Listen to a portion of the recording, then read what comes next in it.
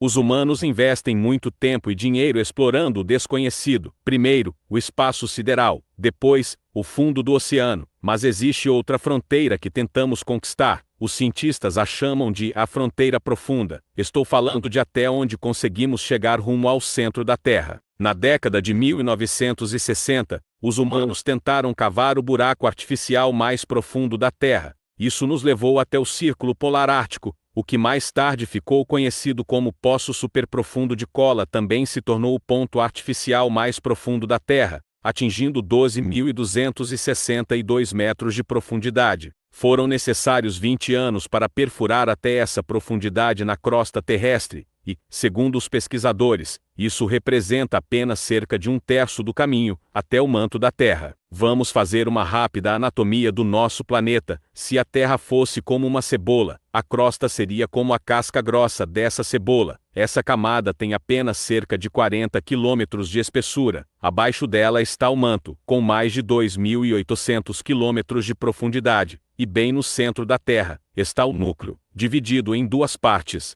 o interno e o externo. Agora, você consegue adivinhar onde a crosta terrestre é mais fina? No fundo do oceano. Quando os cientistas americanos perceberam isso, começaram a perfurar o leito marinho. Foi aí que nasceu o Projeto Mohori. Ele começou em 1961, mas a tecnologia disponível para perfurar no oceano era muito limitada. Eles precisaram improvisar. Instalaram sistemas de propulsão nas laterais da embarcação para mantê-la estável sobre o local da perfuração. O maior desafio era perfurar verticalmente. Caso contrário, o buraco profundo viraria um labirinto. Tanto o Poço Superprofundo de Kola quanto o Projeto Mohori foram oficialmente encerrados nos anos seguintes, mas, mesmo assim, os humanos construíram estruturas subterrâneas impressionantes. Em 1963, um homem turco decidiu expandir seu porão, usando uma marreta, e descobriu um túnel. Esse túnel levava a várias outras aberturas conectadas a câmaras e salões. Sem saber,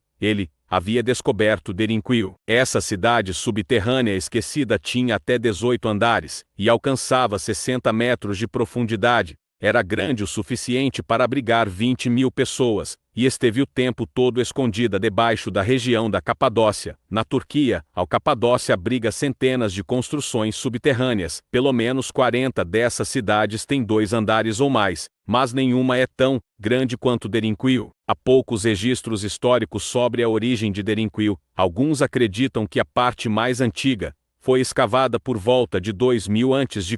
pelos hititas, uma civilização indo-europeia, que marcou o início da Idade do Bronze na Ásia Ocidental. Os estudiosos acreditam que eles construíram essa cidade subterrânea para se proteger de invasões. Outros acham que foram os cristãos, nos primeiros séculos da Era Comum, que a construíram, para escapar das variações extremas de temperatura, calor intenso no verão e frio congelante no inverno. Geologicamente, o terreno da Capadócia é ótimo para escavações. As rochas são macias, o que facilita a construção de túneis, mas isso também torna a estrutura frágil, o que explica a presença de pilares sustentando muitas câmaras. Ainda assim, nenhum andar de Derinkuyu jamais desabou. A cidade era isolada do mundo exterior por enormes pedras que escondiam a entrada. Ela era ventilada por mais de 15.000 dutos, com cerca de 10 centímetros de diâmetro. Assim, havia ar suficiente para os andares superiores, que serviam como dormitórios. Os níveis inferiores eram usados principalmente como depósitos. Mas a estrutura era muito completa. Havia sala de prensa de vinho, estábulos, capelas. Não economizaram esforços para tornar essa cidade subterrânea tão funcional quanto qualquer cidade da superfície. Falando em estruturas subterrâneas impressionantes, a Suíça abriga o túnel mais longo do mundo, construído nos Alpes suíços, na região de Saint-Gotthard. Esse túnel gigantesco foi escavado a mais de 2.400 metros abaixo da superfície. Olha só, este é o túnel de base de Gotthard. A primeira ideia de construí-lo surgiu em 1947,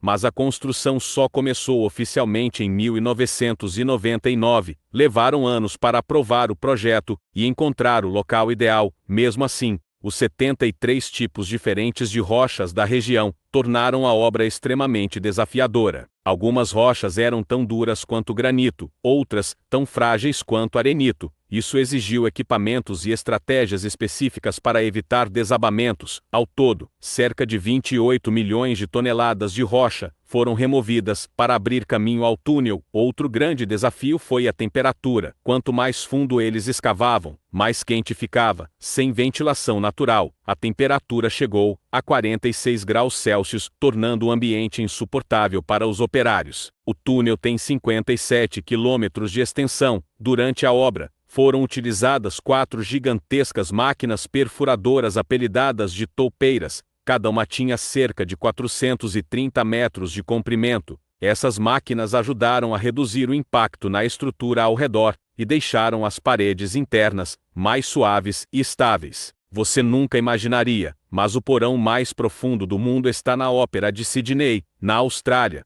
O edifício se estende no subsolo, tanto quanto na superfície, mas esse porão é, na verdade, um estacionamento. Esse estacionamento único penetra 37 metros no solo ou 12 andares de profundidade, enquanto a maioria dos estacionamentos vai até 4 ou 5 andares. E isso não é tudo. Se eles tivessem optado por uma estrutura retangular comum, teriam perdido várias vagas. Então, decidiram inovar. Primeiro, escavaram uma caverna artificial. Depois, desenvolveram um design engenhoso. O formato de rosquinha, ou dupla hélice, como os engenheiros chamam. Esse projeto chocou a comunidade de engenharia pela inovação, mas deu certo. Hoje, mais de 1.000 carros cabem nesse espaço, o que parece adequado para uma casa de ópera. Agora, prepare-se para mais uma surpresa. Algumas estruturas subterrâneas demoram até 1 hora para serem alcançadas. É o caso da mina de ouro de Eminenge, na África do Sul, que está localizada a cerca de 4 quilômetros abaixo da superfície. Talvez você pense, são só alguns quilômetros, por que levaria tanto tempo? Mas as condições são extremamente difíceis, e nada indicadas para os fracos. Ainda assim, o corredor equatoriano Milano-Dena completou uma meia maratona lá embaixo, enfrentando temperaturas de até 40 graus Celsius, umidade de 80% e pressão atmosférica de 1,4, semelhante a que mergulhadores enfrentam a 5 metros de profundidade. Ufa!